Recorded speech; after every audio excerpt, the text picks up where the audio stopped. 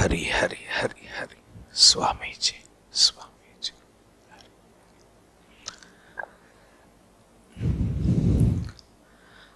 आज आपण मुंडक उपनिषदामध्ये जी ध्यान साधना आलेली आहे त्या रुचांना धरून ध्यानाची अनुषंगिक साधना करणार आहोत। फार प्राचीन काळी हे मुंडक उपनिषद लिहिलं गेलं। तसं म्हटलं तर ही उपनिषद आणि वेदवाङ्मय हे अपौरुषेय म्हटलेलं आहे। म्हणजे हे कोणी रचलं हे कळत नाही, याचा रचयिता हा सर्वांच्या दृष्टीने तसा अप्रगटच राहिला। द्रष्ट्या दार्शनिक ऋषींच्या गुरूंच्या सन्निध बसून त्यांच्याकडून जे ऐकलं गेलं ते आपण सांगतो आहोत असा उपनिषदांचा भाव आहे। सांगण्याचा भाव नाही तर जे ऐकलं गेलं ते नम्रपणाने सांगण्याचा भाव आहे।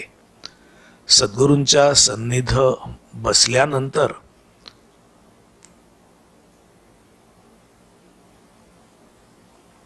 म्हणजेच उपनिषद सद्गुरू जे बोलले ते पुढच्या पिढीपर्यंत सोपवतो आहे असा उपनिषदांचा नम्र भाव आहे। या उपनिषदामध्ये एक महत्वाचा श्लोक आलेला आहे। प्रणवो धनुः शरो हि आत्मा ब्रह्म तल्लक्ष्यमुच्यते अप्रमत्तेन वेद्धव्यम शरवत तन्मयो भवेत। अर्थात त्याच्या पुढं माग जे श्लोक आलेले आहेत, ऋचा आलेले आहेत, त्याला धरूनच ही साधना होणार आहे। तरी देखील हा श्लोक हा मध्यवर्ती आहे।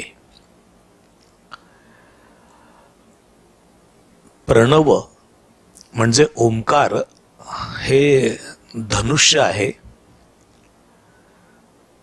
आपला आत्मा म्हणजे चेतना, मग त्याला तुम्ही मन म्हणा, चेतना म्हणा, चित्त म्हणा, अंतःकरण म्हणा, किंवा मन बुद्धी चित्त अंतःकरण या सर्वांचा समुच्चय म्हणा।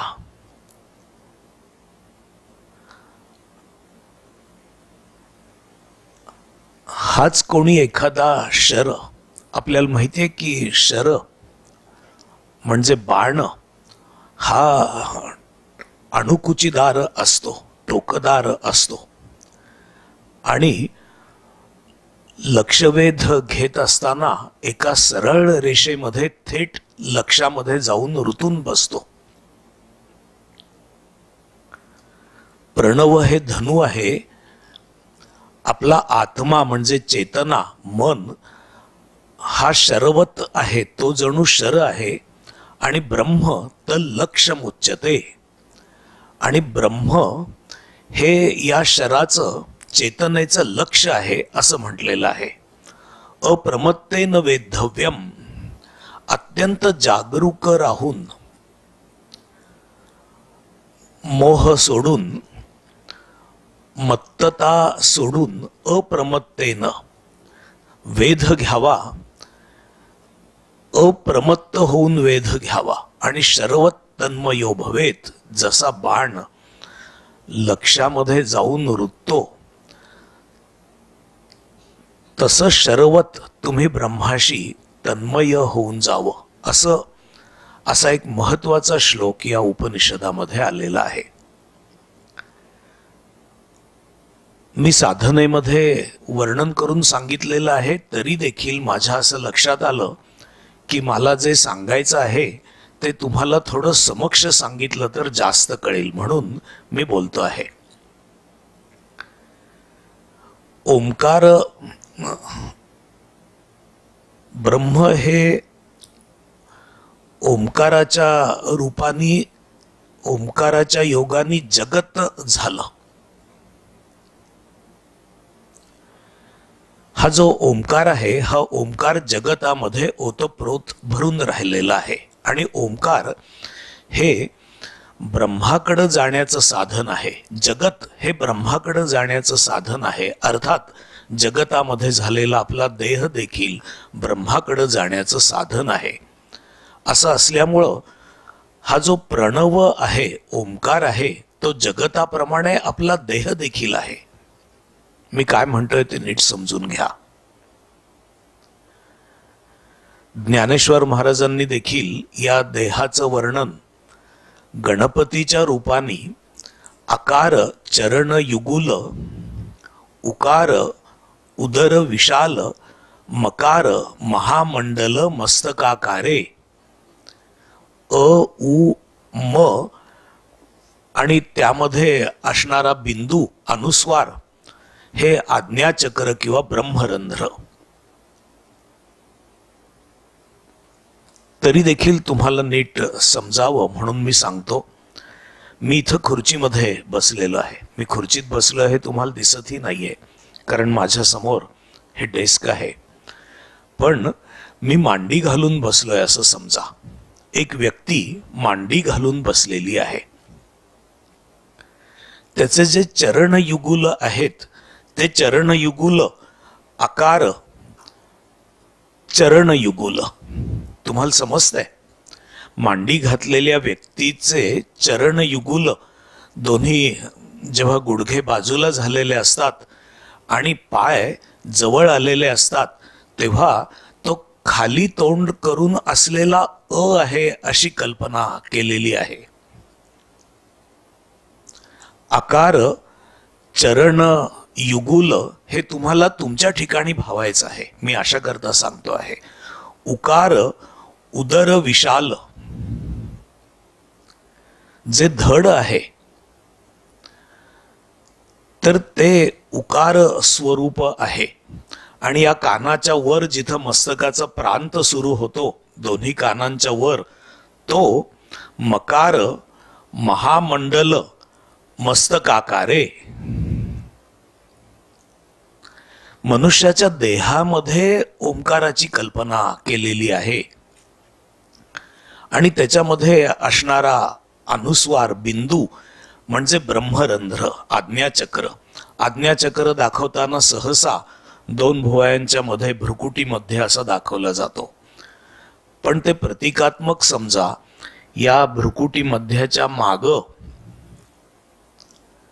मस्तकाच्या प्रांतामध्ये आणि मस्तकाचा माथा, तिथून जर सरळ ओळंबा धरला, सरळ रेष काढली आणि भ्रुकुटी मध्यापासून एक काल्पनिक रेषा सरळ मागं नेली, तर ते दोन रेषा ज्या ठिकाणी मिळतील तिथं हे आज्ञाचक्र खरं धरलेलं आहे. त्याच्यावर मूर्ध्नी आकाश सांगितलेलं आहे. तुम्हाला ओम असं म्हणत असताना प्रत्येक वेळेला या ओंकारातून शर बाण ब्रह्माच्या दिशेने जातो आहे आणि ओंकार म्हणून झाल्यानंतर ब्रह्मामध्ये जाऊन बसतो आहे, रुततो आहे, त्याच्याशी शरवत तन्मय होतो आहे, अशी भावना इथं करायची आहे. ही अत्यंत अंतरंग साधना आहे. माझ्या कल्पनेप्रमाणे ध्यानावर प्रवचन करत असताना 2000-2001 सालाच्या दरम्यान मी या उपनिषदावर निरूपण आपल्या केंद्रामध्ये रविवारी सकाळी केलेलं होतं आणि तेव्हा साधना ही थोडीशी करून घेतलेली होती. आज मोठ्या भाग्याने आपल्याला ही साधना करायला मिळते आहे. अत्यंत तन्मय होऊन करण्याची ही गोष्ट आहे. थोडा वेळ बोलण्यामध्ये मी घेतला. याचं कारण, जर तुम्हाला समजलं नाही काय करायचं आहे तर सगळी साधना करूनही काही समजणार नाही, असं होऊ शकेल.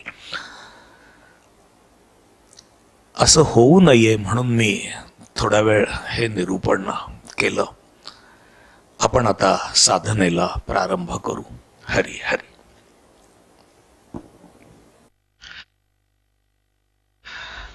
आज आपण मुंडक उपनिषदामध्ये जे ध्यान सांगितलेलं आहे ते ध्यान पाहणार आहोत.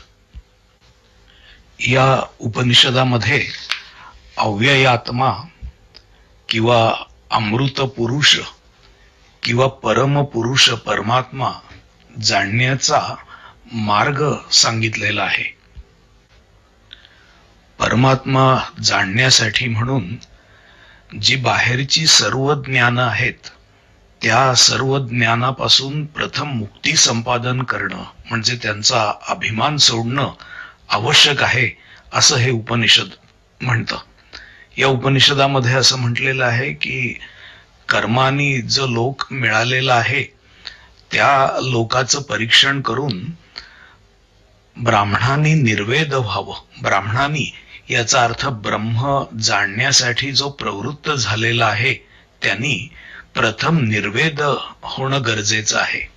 कारण तो कर्मातीत असणारा परमपुरुष केवळ कर्मानी प्राप्त होत नाही.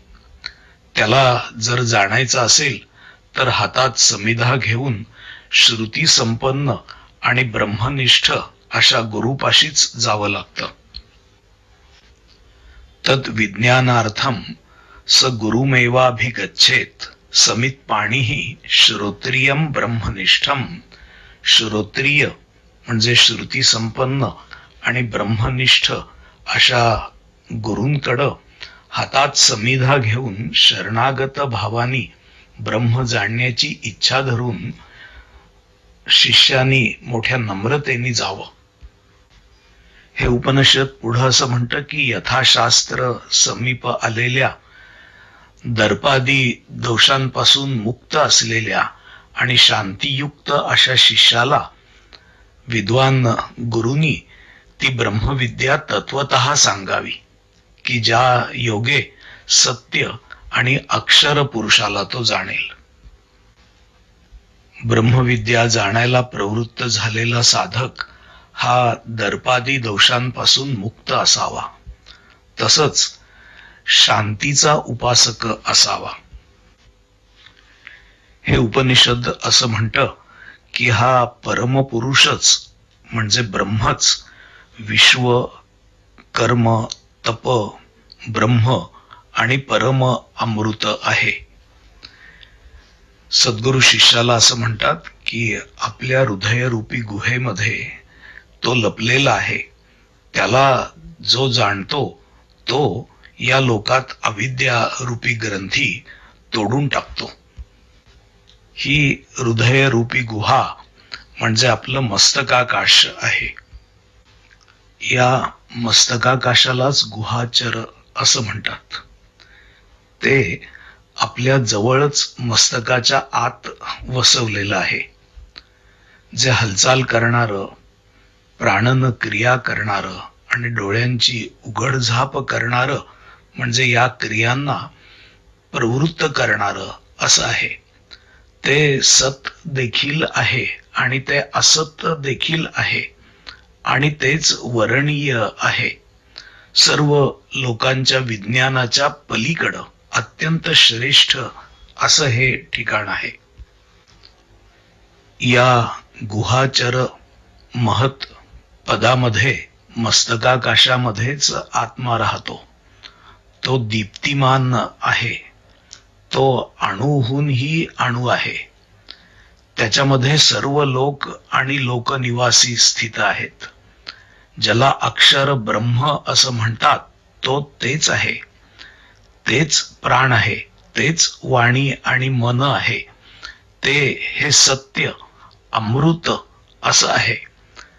आणि सद्गुरु शिष्याला असं म्हणतात की हे सौम्य म्हणजे शिष्या त्या आत्म्याचा वेध करावा. त्याचा वेध करण्यासाठी म्हणून उपनिषदांनी सांगितलेलं औपनिषद महास्त्र धनुष्य घ्यावं लागतं. त्याला उपासनेने तीक्ष्ण केलेला बाण जोडावा लागतो. नंतर त्या धनुष्याची प्रत्यंचा ओढून भावनायुक्त चित्तानी त्या अक्षर ब्रह्माचा वेध घ्यायचा असतो. असं म्हणून सद्गुरू शिष्याला सांगतात की प्रणवो धनुः शरो ही आत्मा ब्रह्म तल्लक्ष्यमुच्यते अप्रमत्तेन वेद्धव्यम शरवत तन्मयो भवेत. प्रणव रूपी धनुष्य, आत्मा म्हणजे आपल्या ठिकाणी असणारी चेतना किंवा मन हा बाण शर, आणि ब्रह्म हे त्या बाणाचं लक्ष आहे. आणि अत्यंत सावधानतेने हे लक्ष वेधावं आणि बाणाप्रमाणे त्या लक्ष्याशी तन्मय होऊन जावं असं हे उपनिषद म्हणतं. हा प्रणव म्हणजे ओंकार. हा ओंकार अकार, उकार, मकार आणि बिंदू यापासून बनलेला आहे. आपल्या सगळ्यांना माहिती आहे. हा ओंकार आपल्या देहरूपी शरीरामध्ये वास करतो आणि विश्वात्मक शरीरामध्ये देखील हा ओंकारच वास करून आहे. या देहाच्या जागृती, स्वप्न आणि सुषुप्ती आणि त्याच्याही पलीकडे असणारी तुरिया ब्रह्मस्थिती या त्या ओंकाराच्या 4 मात्रा आहेत. ज्ञानेश्वर महाराजांनी अकार चरण युगुल, उकार उदर विशाल, मकार महामंडल मस्तकाकारे अशा रीतीने 3 मात्रा सांगितलेल्या आहेत. आणि हे तिन्ही एकवटले तेथ शब्द ब्रह्म कवळले, ते मिया श्री गुरु कृपा नमिले आदि बीज. या 3 मात्रा झाल्यानंतर अकार, उकार आणि मकार जो बिंदू आहे, तो बिंदू म्हणजे तुरीय स्थिती. त्याला या उपनिषदामध्ये अमृताचा सेतू असं देखील म्हटलेलं आहे. हा जो बिंदू आहे ही ज्ञान दशा आहे. ध्यानाच्या आसनामध्ये बसलेला ध्यानयोगी जर तुम्ही डोळ्यासमोर आणलात तर त्याच्या मांड्यांभोवती जर उलटा म्हणजे खाली तोंड करून हे अक्षर डोळ्यासमोर आणलं तर आकार चरण युगुल म्हणजे काय ते तुमच्या लक्षात येईल. त्याच्या चरणाचा प्रदेश खाली तोंड काढून लिहिलेल्या आकारासारखा आहे. तुम्ही कल्पना करा. आणि त्याचं जे धड आहे म्हणजे पोट, छाती आणि मान हा प्रदेश, त्याला उकार उदर विशाल असं म्हटलेलं आहे. मकार महामंडल मस्तकाकारे याचा अर्थ आपल्या दोन्ही कानांच्या बाजूनी, एका कानाच्या बाजूनी वरपासून हनुवटी धरून दुसऱ्या कानाच्या वरपर्यंत जर मस्तकाकार तुम्ही रेषा काढून पाहिली तर ती महामंडल रूपी रेषा ही मस्तकाकार मकार आहे असं ज्ञानेश्वर महाराज म्हणतात. या मकार म्हणजे महामंडल मस्तकाकाराच्या आत ही हृदयरूपी गुहा आहे, ज्याला गुहाचर महत्पद असं हे उपनिषद म्हणतं. तर ती गुहा या मस्तकाच्या आत आहे. या मस्तकाकाशामध्ये ललाट प्रांत म्हणजे आपल्या कपाळाच्या मागच्या बाजूला हा बिंदू, ओंकाराचा बिंदू अर्थात भ्रूमध्य अथवा आज्ञाचक्र सांगितलेला आहे. या आज्ञाचक्राच्या वरच्या बाजूला मूर्ध्याकाशाचा प्रदेश आहे. या शरीररूपी ओंकाराच्या उच्चाराच्या योगानी आकार, उकार आणि मकार यांना ओलांडून आत असणाऱ्या त्या बिंदूचा छेद घेणं म्हणजे ब्रह्माचा छेद घेणं हे साधकाला करायचं आहे. त्यासाठी त्याच्याकडं साधन आहे. त्याचं चित्त, बुद्धी, अंतःकरण या सर्वांचं प्रतिनिधित्व करणारं त्याचं मन, त्याची चेतना. ही जी चेतना आहे तो चेतनाच कोणी शर आहे, बाण आहे असं इथं म्हटलेलं आहे. प्रणवो धनुः शरो ही आत्मा, बुद्धी, चित्त, अंतःकरण यांचं प्रतिनिधित्व करणारं जे मन आहे तो मनरूपी शर उपासनेनी, भावनेनी तीक्ष्ण केलेला असावा असं हे उपनिषद म्हणतं. शरीररूपी धनुष्याची प्रत्यंचा खेचून तिला लावलेला मनरूपी शर हा ब्रह्माचं लक्ष ठेवून सोडावा. हा शर मोह, मल किंवा विकार सोडून भ्रमापासून मुक्त राहून अत्यंत जागृततेनी, सावधानतेनी आणि भावनायुक्त चित्तानी अक्षर ब्रह्माचा वेध घेण्यासाठी सोडला पाहिजे असं हे उपनिषद म्हणतं. उपनिषद असं म्हणतं की अप्रमत्तेन वेद्धव्यम. अप्रमत्त राहून म्हणजे मोह विकार दूर टाकून अत्यंत सावधान, जागृत, तरल चित्तानी वेध घ्यावा. शरवत तन्मयो भवेत. आणि जसा बाण त्याच्या लक्ष्याशी जाऊन एकरूपता पावतो तसं मन या बिंदूपाशी म्हणजे ब्रह्मापाशी एकरूप होऊन त्याच ठिकाणी थांबून राहावं. या निरूपणातून तुम्हाला एव्हाना समजलेलं आहे की हे ओंकार रूपी धनुष्य म्हणजे आपलं शरीरच आहे.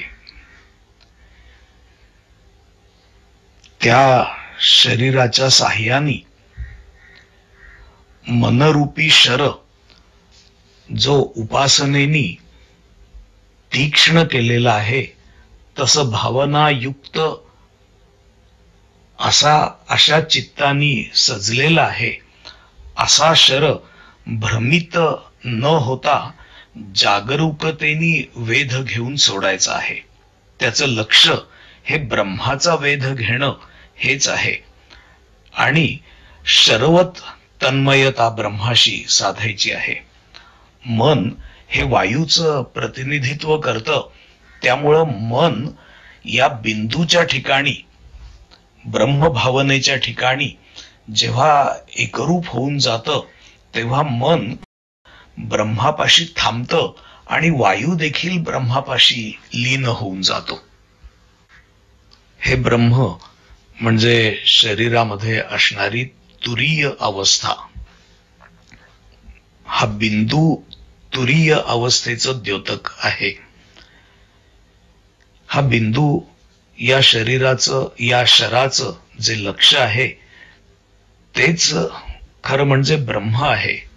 आणि हे ब्रह्म विशाल आहे, दिव्य आहे, अचिंत्य रूप आहे, दीप्तिमान अक्षर स्वरूप आहे.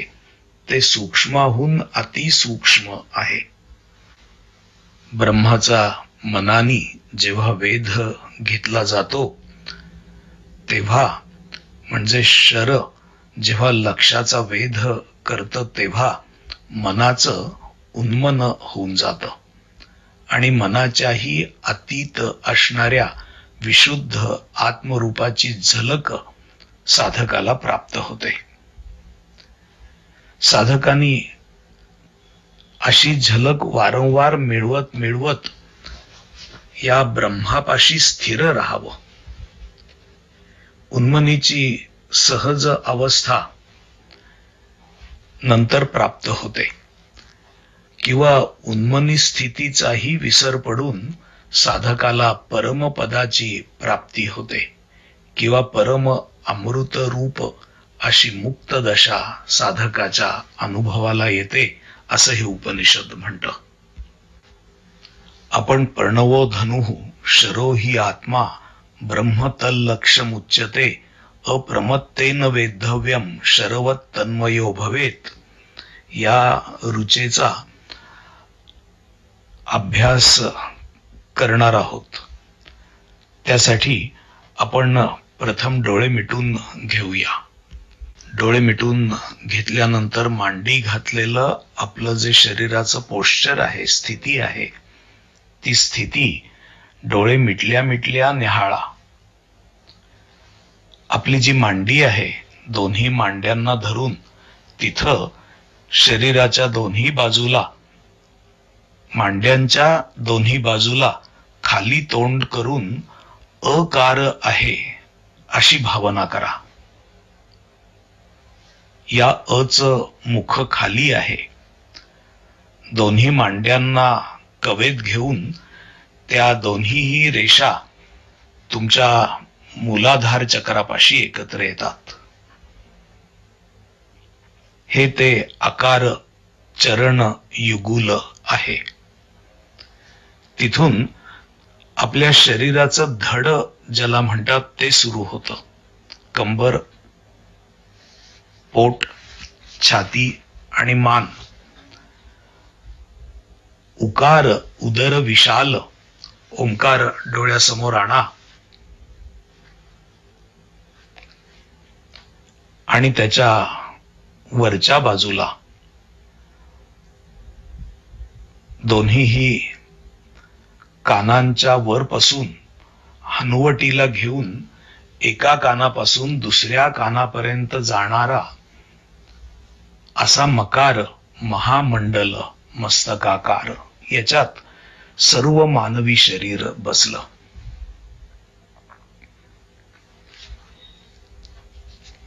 या महामंडल मस्तकाकाराच्या आत जी जाणीव आहे तो या ओंकाराचा पुढचा चरण बिंदू आहे. हा जो बिंदू आहे, हा बिंदू तुरीय स्थिती म्हणून ओळखला जातो. म्हणून जागृती, स्वप्न, सुषुप्ती ही ओलांडून तुरीय स्थितीला, त्या बिंदूला आपल्याला प्राप्त करायचं आहे. मी काय म्हणतोय ते तुम्हाला नीट समजतंय? तुम्ही मांडी घालून बसलेले आहात आणि खाली तोंड करून चरण युगुलापाशी अ हे अक्षर आहे. त्याच्यानंतर तिथून ते आपलं सगळं शरीर मानेपर्यंत व्यापणार त्याला उकार, उदर विशाल ओंकाराचा तो उकार आहे. आणि आपल्या मस्तकाचा जो द्रोण आहे, हनवटीपासून दोन्ही कानांपर्यंत आणि त्याच्या वरच्या मस्तकाच्या रेषा इथपर्यंत मकार महामंडल आहे. ते तुमचं मस्तक आहे. आणि त्या मस्तकाच्या आत जाणीव रूपानी, शुद्ध जाणीव रूपानी जो बिंदू आहे, तो बिंदू हे तुमचं लक्ष आहे. आपण ओंकाराचा उच्चार करत क्रमाने चरण युगुल, उदर विशाल आणि मकार महामंडल मस्तकाकारे यांना ओलांडत, म्हणजे जागृती, स्वप्न आणि सुषुप्ती या अवस्थांना ओलांडत आपण त्या बिंदूपर्यंत जाणार आहोत. आपण याचा अर्थ आपलं मन. आपलं मन जणू शर म्हणजे बाण झालेलं आहे. ओंकाराच्या उच्चाराबरोबर प्रत्यंचा खेचून हा बाण जणू त्या बिंदूपाशी म्हणजे ब्रह्मापाशी जाऊन पोचतो आहे आणि लक्षवेध करतो आहे. म्हणजे मी जेव्हा उच्चार करतो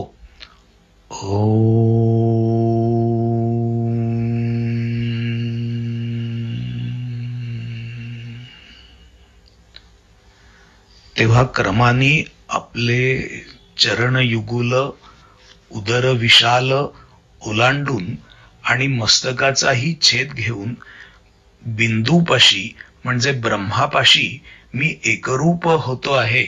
मी याचा अर्थ माझं मन, शरवत असणारं मन, अशी भावना करून मी ओंकाराचा उच्चार करतो आहे. ओंकाराचा उच्चार करत असताना बाणाप्रमाणे आपण तन्मय होणं अपेक्षित आहे. आणि जेव्हा लक्षाचा वेध आपण घेऊ म्हणजे ब्रह्मभावनेपर्यंत पोचू, बिंदूपर्यंत पोचू, तेव्हा विशाल, दिव्य, अचिंत्य रूप, सूक्ष्महूनही सूक्ष्म, दीप्तिमान अशा अक्षर ब्रह्माशी आपण एकरूपता साधून थोडा वेळ थांबून राहणार आहोत. थोडा वेळ थांबून राहिल्यानंतर परत ओंकाराचा उच्चार, परत प्रणवो धनुः शरो हि आत्मा ब्रह्म तल्लक्षमुच्यते अप्रमत्तेन वेद्धव्यम शरवत तन्मयो भवेत, अशा जिद्दीनी, अशा भावनेनी, अत्यंत जागृत राहून, सावधानतेनी, शरवत तन्मय होऊन ब्रह्माचा भेद करून, ब्रह्म लक्षाचा भेद करून तिथं परत थांबून राहायचं आहे. हा ओंकार आपण सर्वांनी मिळून म्हणायचा आहे. म्हणजे मी म्हणत असताना तुम्हीही माझ्या बरोबर म्हणत ही सगळी कृती करून पाहायची आहे. या ठिकाणी अत्यंत सावध राहून कृती करणं गरजेचं आहे, असं तुम्ही लक्षात ठेवा. तुम्ही डोळे मिटून बसलेले आहात. तुमचे चरण युगुल, उदर विशाल आणि महामंडल मस्तकाकार असणार असं ओंकाराचं स्वरूप तुम्ही तुमच्या डोळ्यासमोर स्वतःच आणलेलं आहे.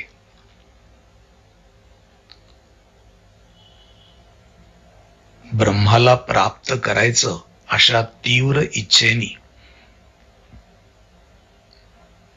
तुम्ही प्रेरित आहात. तुमचं मन, बुद्धी, चित्त, अंतःकरण हे सत्व भावनेनी युक्त आहे. आणि या चौघांचंही प्रतिनिधित्व मन करत आहे. तोच जणू तीक्ष्ण केलेला बाण आहे. मी म्हणतो, माझ्याबरोबर तुम्ही म्हणा.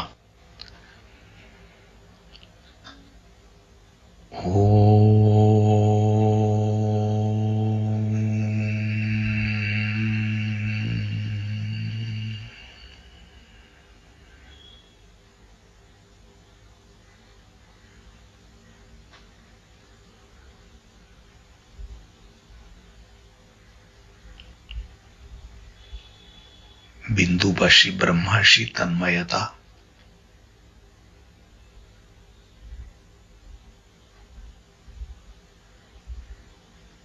परत एकदा.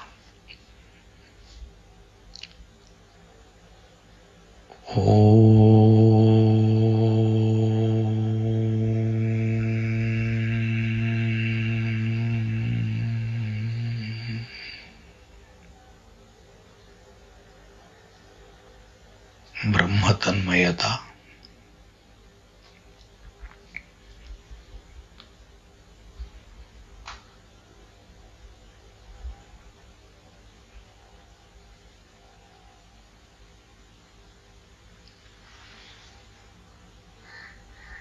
तुमच्या शरीराच्या एक एक प्रांताला ओलांडत तुमचं मन ऊर्ध्वगामी होत आहे ब्रह्माकडं. आकार, उकार, मकार आणि बिंदू ब्रह्म याकडं.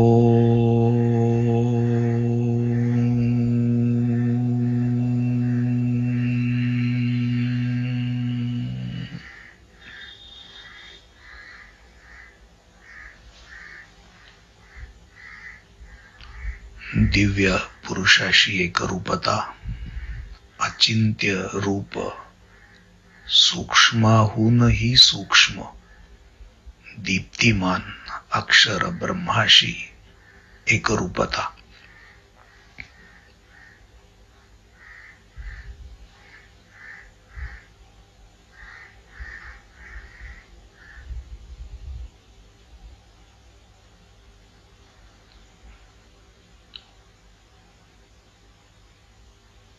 ओम हे स्मरो सरे, तेथेची प्राणूही मुरे, प्रणवांती उरे पूर्ण घनजे, असं ज्ञानेश्वर महाराज म्हणतात.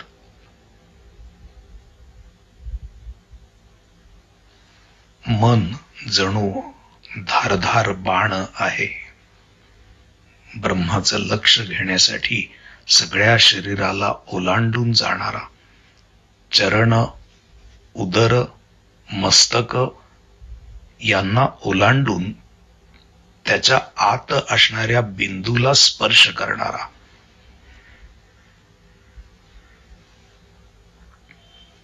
अत्यंत सावधानतेने जागृत राहून शरवत तन्मयो भवेत. जसं बाणाला एकच अग्र असतं, तसं मनाला आता एकच अग्र आहे आणि ते अग्र नेमकं ब्रह्म लक्षामध्ये जाऊन बसलेलं आहे.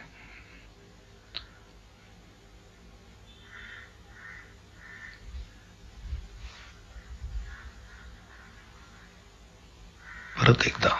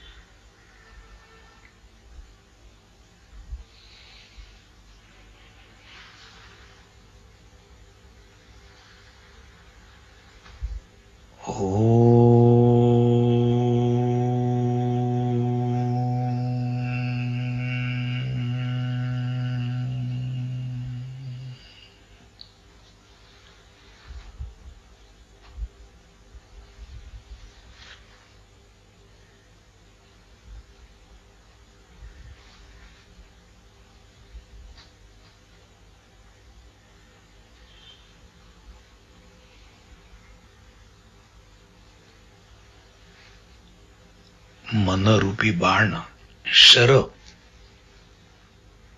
थेट सर्व शरीराला ओलांडून मस्तकाच्या आत असणाऱ्या ब्रह्माला, बिंदूला छेदतो आहे आणि ब्रह्माशी, लक्षाशी मन तद्रूप होऊन राहत आहे.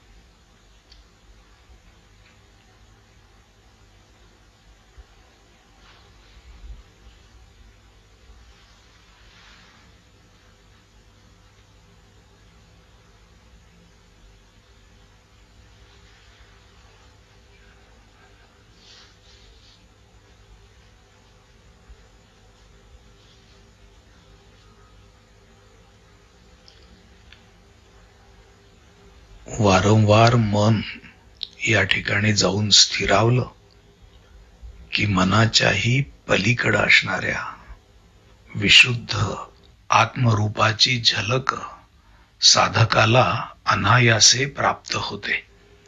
यालाच मनाचं उन्मन होणं असं म्हणतात.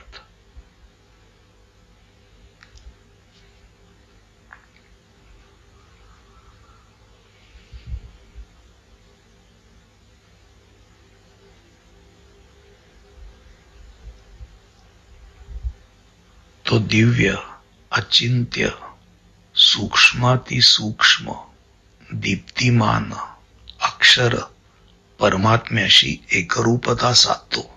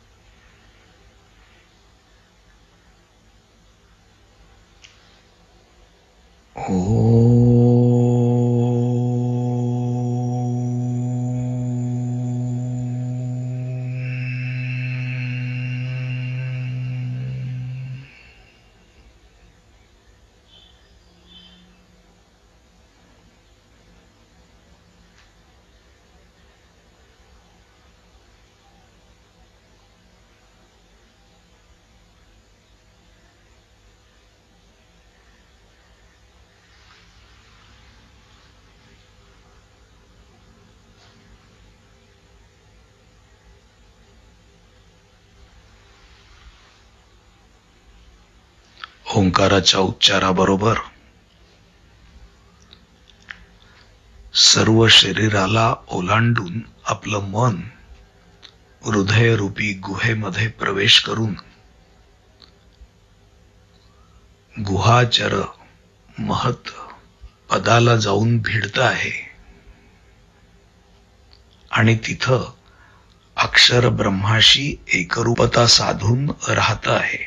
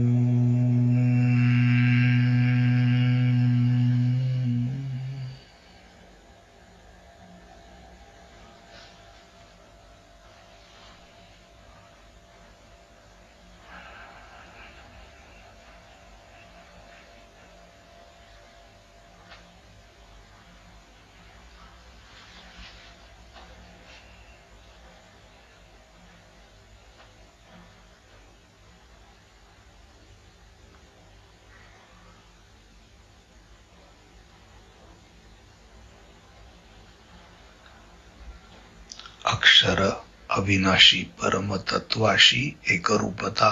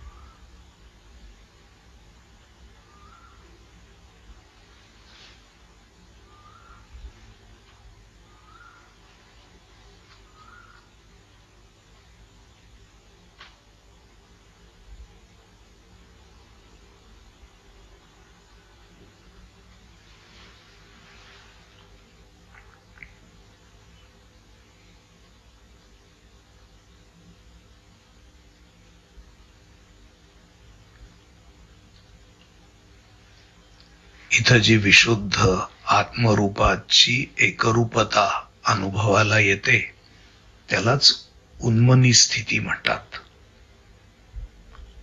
या ठिकाणी स्थिर राहावं.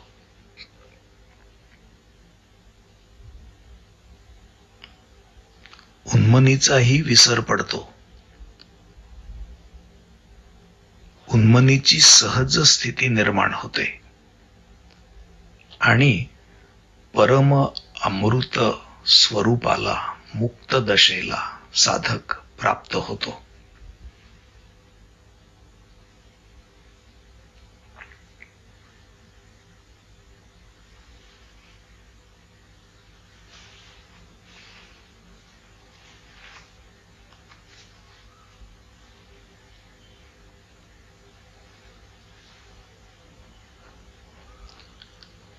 या परम अमृत रूप मुक्त स्थितीची भावना आता आपल्या ठिकाणी पक्की झालेली आहे. याचा अर्थच सोहम भाव आपल्या ठिकाणी पक्का झालेला आहे.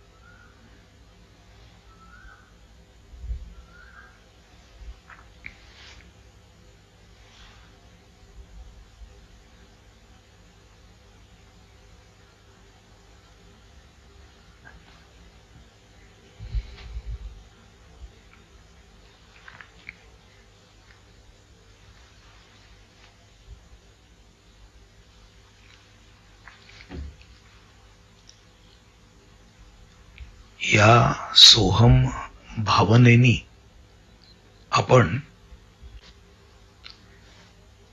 आपल्या प्राणाच्या आधाराने म्हणजे श्वासांच्या आधाराने मनरूपी शर सो असं उच्चारत चिदाकाशापर्यंत नेऊन हृदयरूपी गुहेमध्ये असणाऱ्या ब्रह्मापाशी नेऊन भिडवायचा आहे.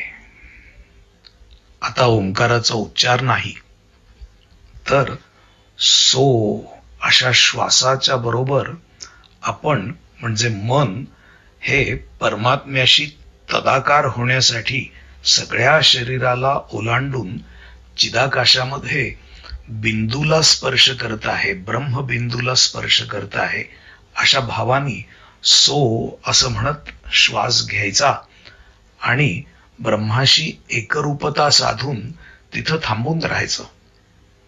श्वास जसा सुटेल तसा सुटेल, तो मुद्दाम सोडायचा नाही. काही वेळांनी तो आपोआप थोडा थोडा करून सुटेल, पण तुम्ही मात्र चिदाकाशाच्या ठिकाणी स्थिर राहायचं, ब्रह्मभावनेशी एकरूपता साधून.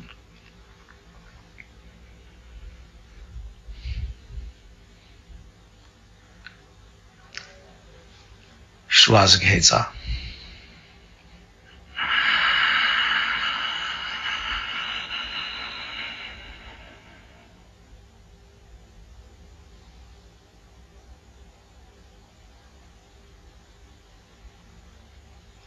प्राणांच्या साह्याने मन सो असं म्हणत ब्रह्माशी तदाकार होऊन राहिलं, तसंच थांबून राहा.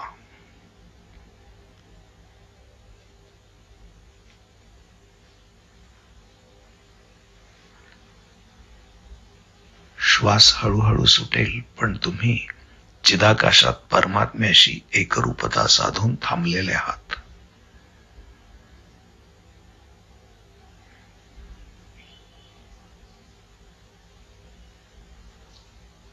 दिव्य अचिंत्य रूप अक्षर ब्रह्माशी एकरूपता.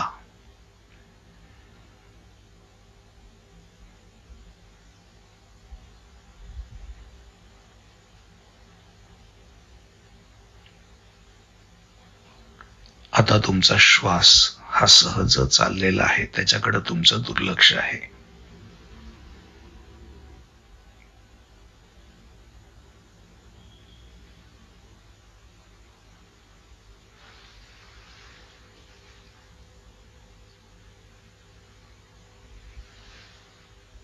प्रणवो धनुः शरो हि आत्मा ब्रह्म तल्लक्ष्यमुच्यते अप्रमत्तेन वेद्धव्यम. अत्यंत सावधानतेने वेध घ्यावा. शरवत तन्मयो भवेत. ब्रह्माशी शरवत, शर जसा लक्ष्याशी एकरूपता साधतो तसे ब्रह्माशी एकरूप होऊन थांबू.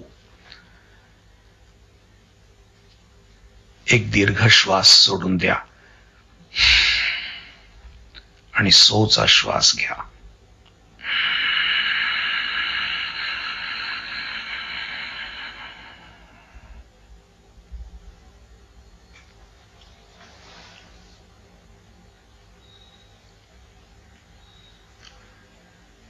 श्वासाबरोबर ऊर्ध्वगामी झालेलं मन जणू शर, बाण, त्याचं लक्ष होतं ब्रह्म चिदाकाशात. ते ब्रह्म तुम्ही छेदलं, तिथंच थांबून राहा.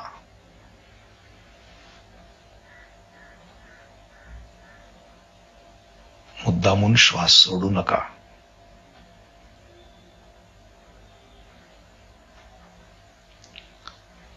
आणि नैसर्गिक सुटेल त्याला अडवू नका.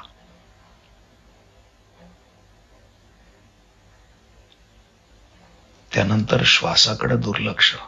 तुम्ही चिदाकाशामध्ये, हृदयरूपी गुहेमध्ये ब्रह्माशी समरस होऊन राहिलेले आहात.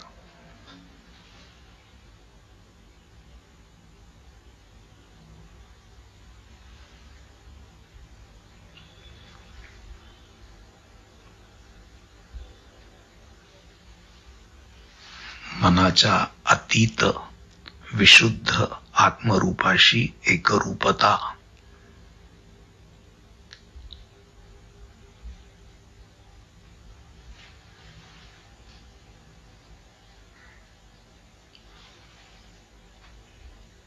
आता तुमच्या अंदाजाने तुम्ही मधून मधून सो अशा प्रकारे श्वास घेत मनरूपी बाण ब्रह्माचा छेद घेण्यासाठी वर सोडा.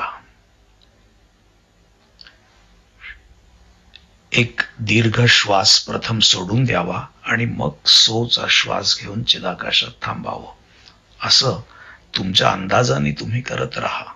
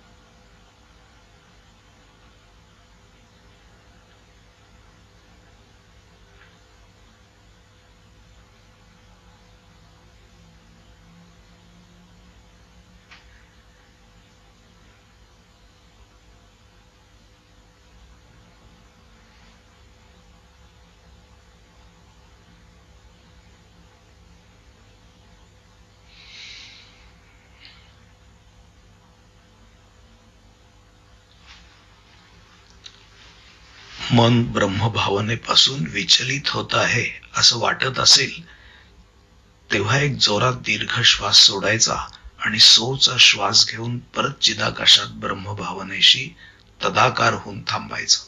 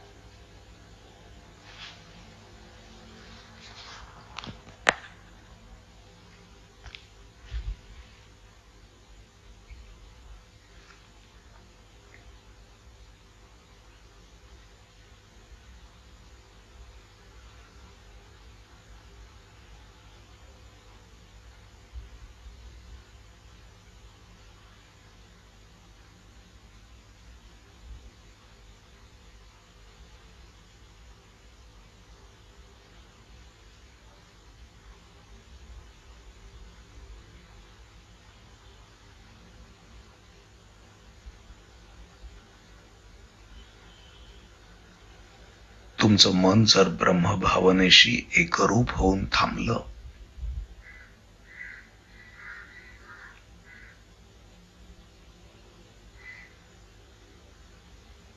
आणि अवांतर विचार करायला विसरलं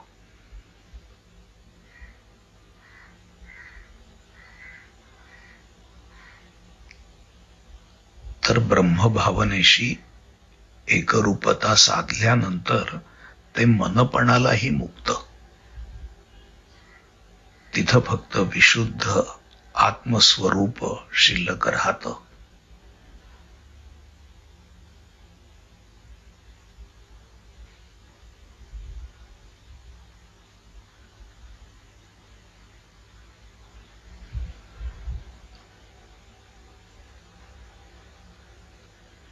प्रणवो धनुः शरो हि आत्मा ब्रह्म तल्लक्षमुच्यते अप्रमत्तेन वेद्धव्यम शरवत् तन्मयो भवेत्.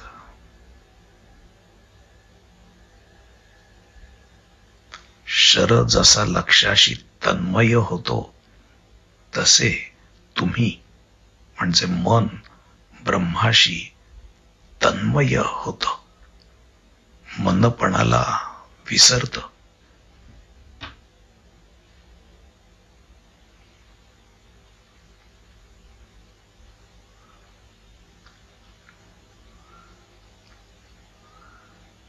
ब्रह्मभावनेमध्ये रमून राहत.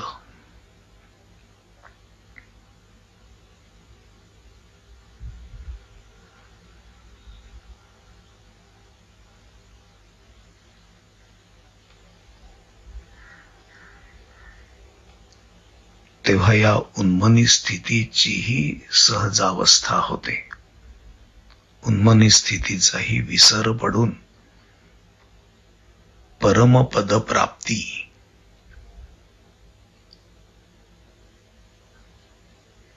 परम अमृत रूपाला तुम्ही प्राप्त होता, मुक्त होऊन जाता.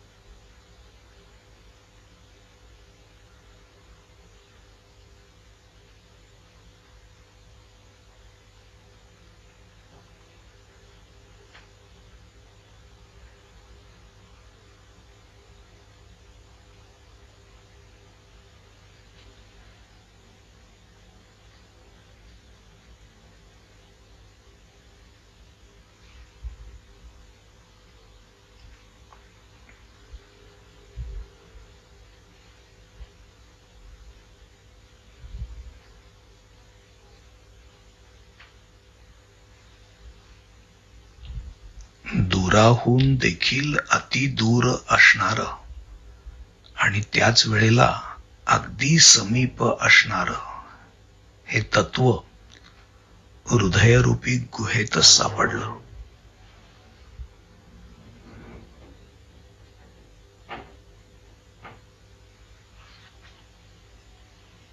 ज्ञानाच्या प्रसादाने शुद्ध चित्त झालेला पुरुष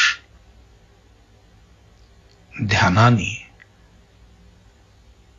निष्कल अशा ब्रह्माचं सुखेनैव दर्शन करतो आणि तिथं रमून राहतो.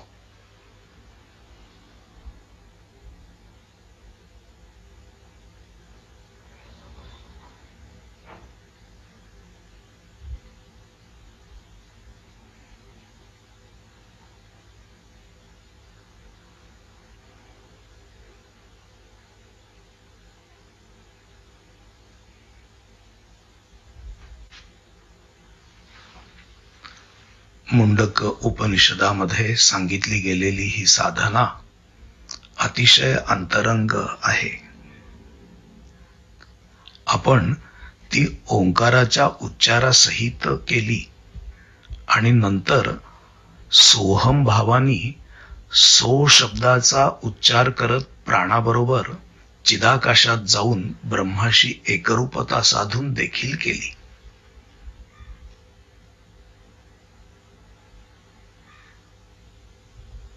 ही साधना परमसुख, परमशांती, परमसमाधान प्राप्त करून देते.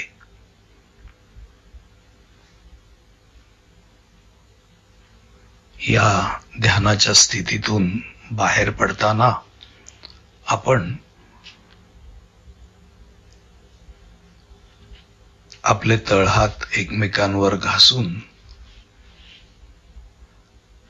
आपल्या कपाळाला, डोळ्याला, गालाला स्पर्श करत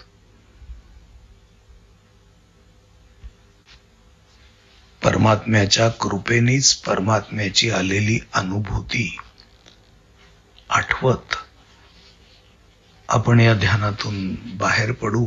डोळे हळूहळू उघडायला हरकत नाही. हरी हरी हरी हरी. स्वामीजी स्वामीजी. नारायण.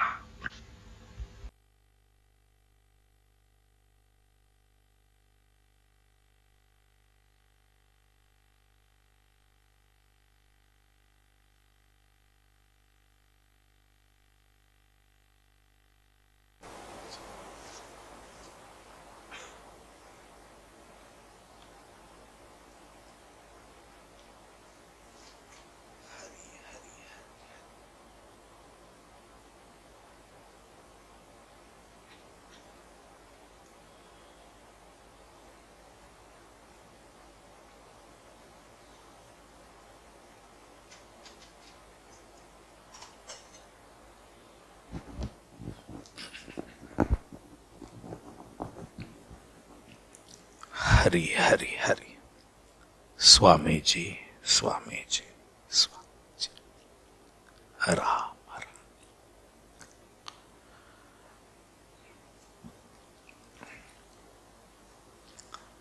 देहाला, मनाला, बुद्धीला विसर पाडणारी, अहंतेचा आठव देखील विसरून परमात्म्याशी समरस करणारी अशी ही साधना आपल्या हातून घडली. हे खरं म्हणजे आपलं भाग्यच आहे. स्वामीजींची कृपा. हरी हरी हरी. बोला पुंडलीक वरदे हरी विठ्ठल. श्री ज्ञानदेव तुकाराम. श्री ज्ञानेश्वर महाराज की जय. परमहंस सद्गुरु स्वामी स्वरूपानंद महाराज की जय. परमहंस सद्गुरु स्वामी माधवनाथ महाराज की जय. सब संतन की जय. जय जय रघुवीर समर्थ. हरि हरि हरि. स्वामी.